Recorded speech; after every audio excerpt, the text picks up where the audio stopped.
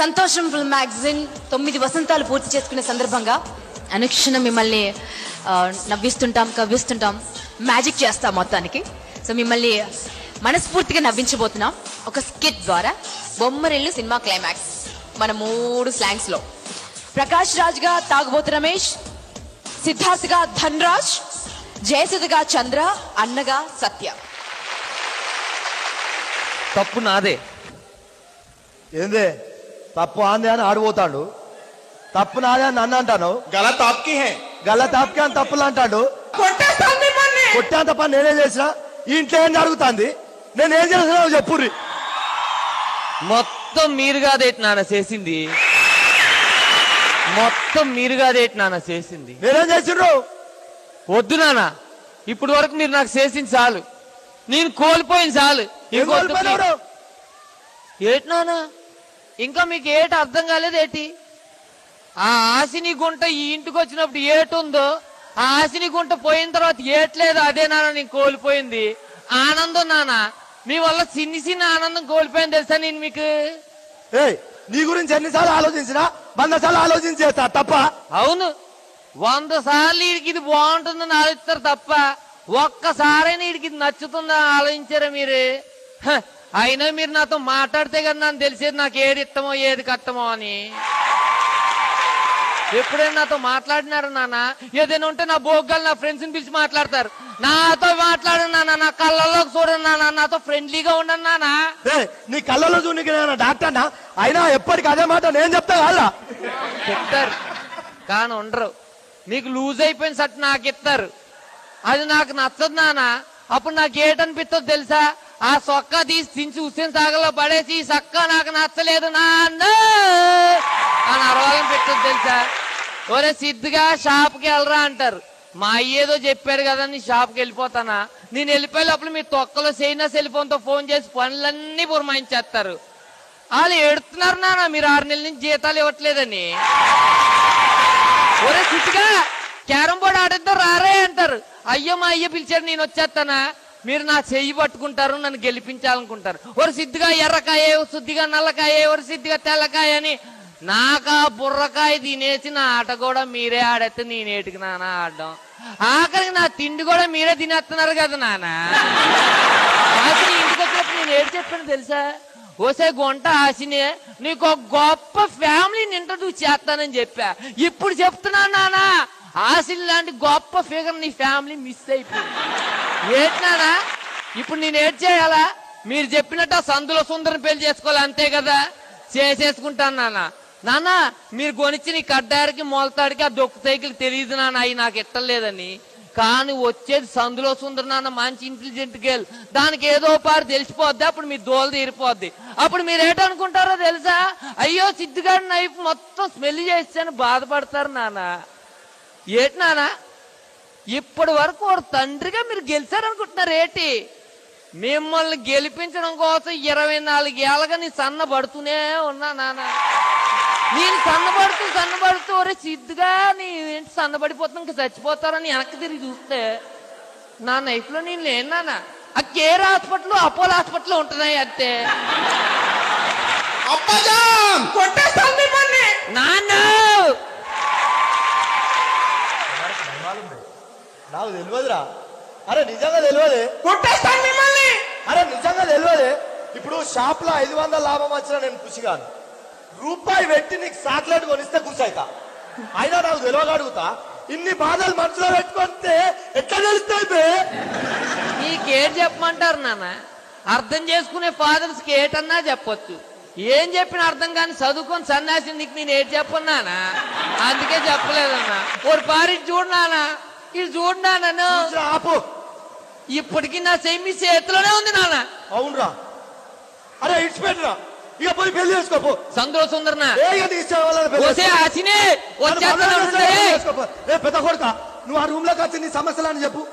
ఇట్లా పంచాయతీ పెట్టకు, చిన్న కొడుకు తిరు. నువ్వు కూడా రా, నీకేమైనా కావాలని చెప్పు. నువ్వు ఆనే ఉండు. నెక్స్ట్ సెట్ ఆఫ్ అవార్డ్స్ కి వెళ్దామండి. సాక్షాత్తు సరస్వతీదేవి మానవాకృతి దాలిస్తే ఒక మహానుభావుడు అవుతాడు. వారి వేటూరి గారు.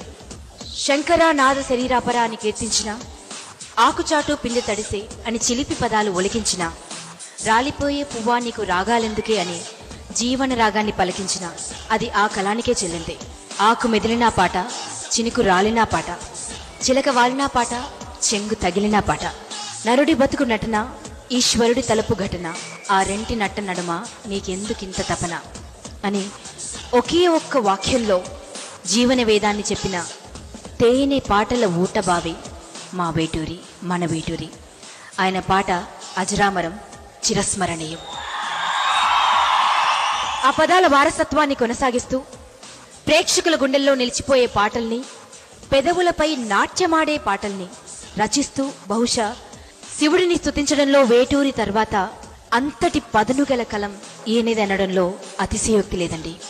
దానికి ఒక చిన్న ఉదాహరణ సదాశివ సన్యాసి అనే పాట. వారెవరు ఈ పాటికి మీకు అర్థమై ఉంటుందండి. రామజోగయ్య శాస్త్రి గారిని వేటూరి స్మారక అవార్డు అందుకోవాల్సిందిగా సవినయంగా స్టేజ్ పైకి ఆహ్వానిస్తున్నాను. మరి ఇంతటి ప్రెస్టీజియస్ అవార్డుని అందించవలసిందిగా మనందరి ఫేవరెట్ స్టార్ నందమూరి బాలయ్య బాబుని సగర్వంగా స్టేజ్ పైకి ఆహ్వానిస్తున్నాను. తెలుగు సినీ కళామ తల్లికి అభినయ అభిషేకం చేసే నందమూరి వారి అందాల వారసుడు మా బాలయ్య బాబు. సో వారి చేతుల మీదుగా ఈ అవార్డు ఇవ్వాల్సిందిగా కోరుకుంటున్నాం. చప్పట్లు ఎక్కడండి, చాలా చప్పగా ఉన్నాయి.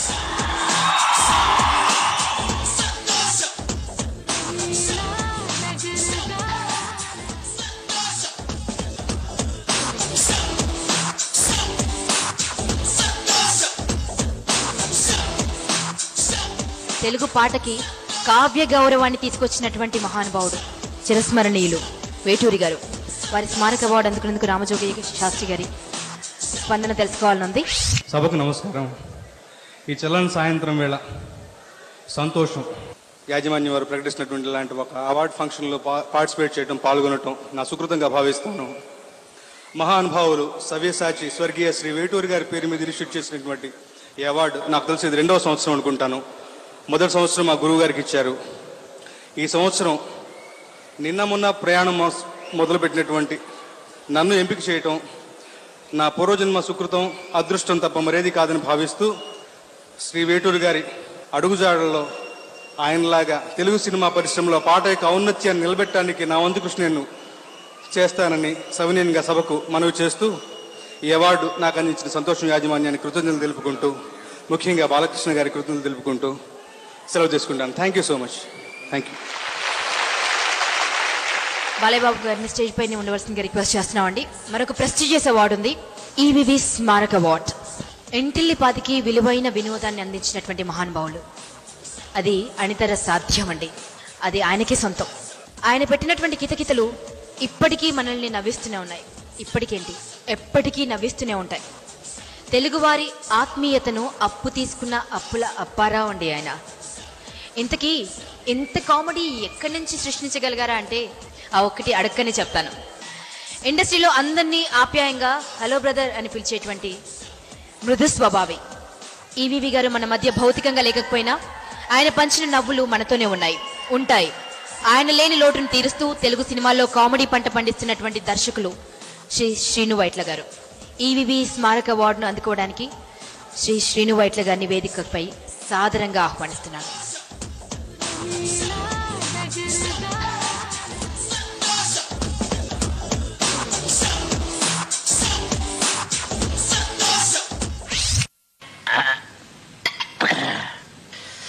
ఆ సుబ్బారావు గారు ఎవడో, వాళ్ళ ఫ్యామిలీ ఎవరో నాకు ఎంత ఆలోచించినా గుర్తు రావట్లేదురా. వాళ్ళేమో నాతో క్లోజ్గా మూవ్ అవుతున్నారు. ఒరే నువ్వు నాకేదో జబ్బుందన్నావు, ఏంట్రా అది? Sub conscious memory power sir. అది ఏమన్నా ముదిరిందంటావా? నాకు కూడా అలాగే అనిపిస్తుంది సార్. ఇది కానీ ఇలాగే కంటిన్యూ అయితే మీలో మానసిక సంఘర్షణ ఎక్కువైపోయి సూసైడల్ టెండెన్సీస్ పెరిగిపోయి ఏదైనా ఎత్తైన బిల్డింగ్ అనిపిస్తే వెంటనే ఎక్కి దూకేయాలనిపిస్తుంది. నాకు అలాగే అనిపిస్తుందిరా. అనిపిస్తుందా? దీనికి ఏం రెమెడీ లేదంటావా? ఒక్కటి ఉంది సార్. ఏంట్రా అది? ఇది తీసుకో. తప్పో రైటో దేన్ని ఒక దాన్ని పూర్తిగా నమ్మాలి. అటు ఇటు కాకుండా ఉంటే ఇటు కాకుండా పోతారు. అయితే వాళ్ళు నాకు తెలిసిన ఫిక్స్ అయితే ఏ ప్రాబ్లం ఉండదుగా? ఏ ప్రాబ్లం ఉండదు. అయితే ఫిక్స్. అందరికీ నమస్కారం అండి. నేను ఈవి గారి దగ్గర ఒకే ఒక సినిమాకి పనిచేస్తున్నప్పుడు I use to adore him a lot because of his dedication, his command. Director అంటే ఇలా ఉండాలి అని ఆయన నుంచే తెలుసుకున్నాను. ఆ ఒక్క సినిమా ఎక్స్పీరియన్స్ నాకు ఎంతో ఉపయోగపడింది. అలాంటి మహానుభావుడు, మహాదర్శకుడు ఆయన స్మారక అవార్డు నాకు ఇవ్వటం నిజంగా నా అదృష్టం అని చెప్పాలి. అలాగే నాకు చాలా ఇష్టమైన బాలయ్యబాబు గారి చేతుల మీదకి అవార్డు అందుకోవడం చాలా ఆనందం. థ్యాంక్స్. సినిమా ఎప్పుడో చెప్పండి మాకు, మీ ఇద్దరి కాంబినేషన్ లో.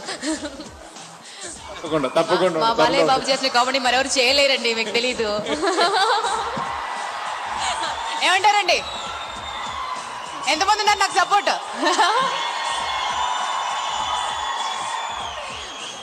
ఎనీవేస్, అప్పుడే కాదు, అప్పుడే మాట్లాడితే ఎలా మన హీరో? కొంచెం వెయిట్ చేయండి. Please have your seats. Thank you so much.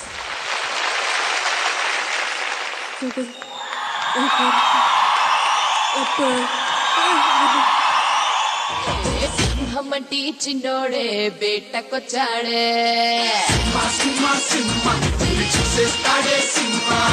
అడవి లాంటి అందాలే ఆక్రమించాడే.